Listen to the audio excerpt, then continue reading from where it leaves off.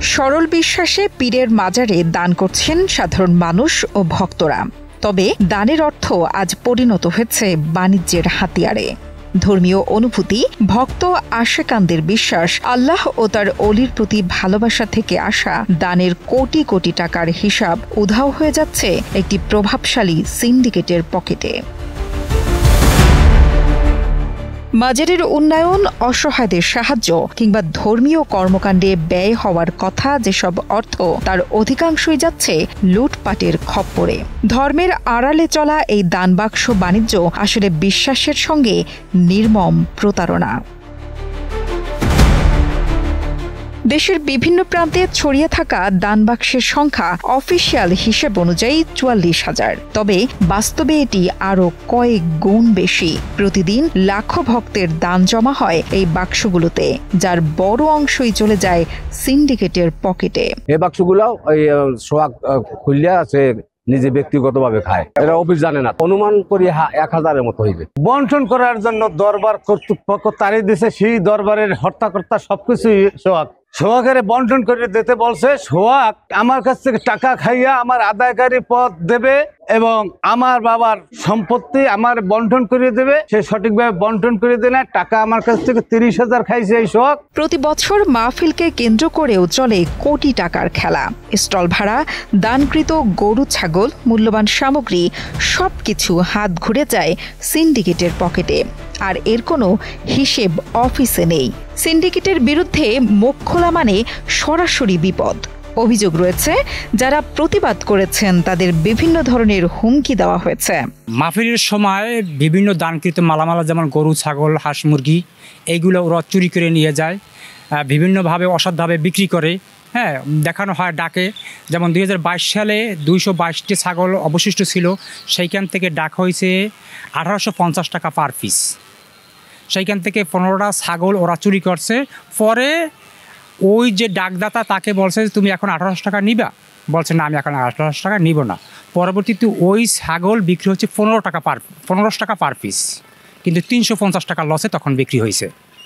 এইভাবে যেমন দোকানপাট, সেখানে ওরা সিন্ডিকেটের মাধ্যমে দোকান বেশি টাকা ভাড়া দিত। দোকানের মাহফিলের মালামাল কেনার সময় বিভিন্নভাবে অসৎভাবে কিন্তু যেই টাকায় তার পরিমাণ বেশি দেখাইতো, লাকড়ি লাগতো ৭১২ মন বা ৭৫০ মন, সেখানে দেখাইতো ২৫০০ মন বা ২০০০ মন। এইভাবে A to Z সব জায়গায় ওদের এই সিন্ডিকেটটা কাজ করত। শুধু তাই নয়, অভিযুক্ত সোহাগ মাজারের টাকা আত্মসাৎ করে নিজের নামে বাড়ি নির্মাণ করেছেন এবং জমিও কিনেছেন। এমনকি অনেক সম্পত্তি বাবার নামেও রেখেছেন। পটুয়াখালী, মির্জাগঞ্জ ও সুবিতখালী সহ বিভিন্ন এলাকায় তার বিশাল সম্পত্তি রয়েছে। অভিযোগ আছে, আদায়কারীদের পাওনা টাকার জোরে তিনি জমি লিখিয়ে নিয়েছেন, যা দরবারের নামে যাওয়ার কথা ছিল, কিন্তু শেষ পর্যন্ত নিজের নামে রেজিস্ট্রেশন করেছেন।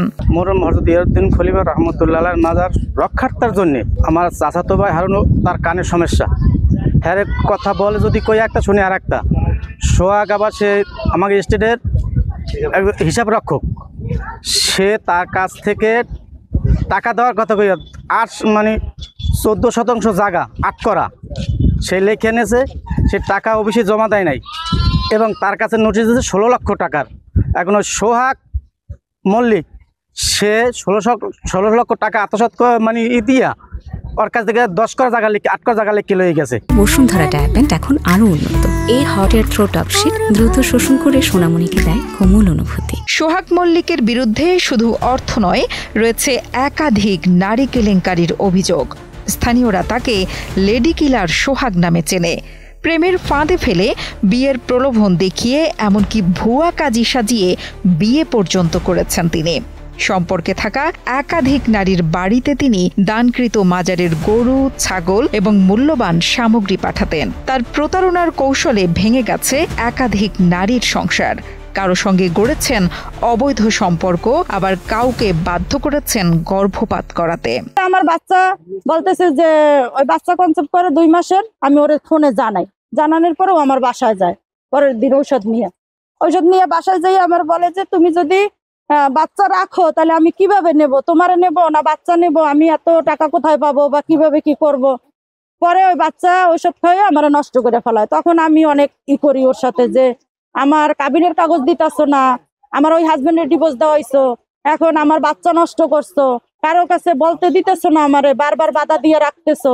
100 মুরগির কলিজে কোনো ছাত্রে পায় নাই, রান পায় নাই, এগুলো কি করছে? এগুলো দেখতাম হুন্ডার পিছে 2-3 ব্যাগ থাকতো আর বাড়া থাকতো, এগুলো ও পাচার করতো। গরুর গোস্ত ও কোরবানিতেও গরুর গোস্ত অল্প অল্প করিয়া একজনের দিচ্ছে, আর তা হে পাস করছে। এই এর লগে জড়িত আছে জাকির মোল্লা।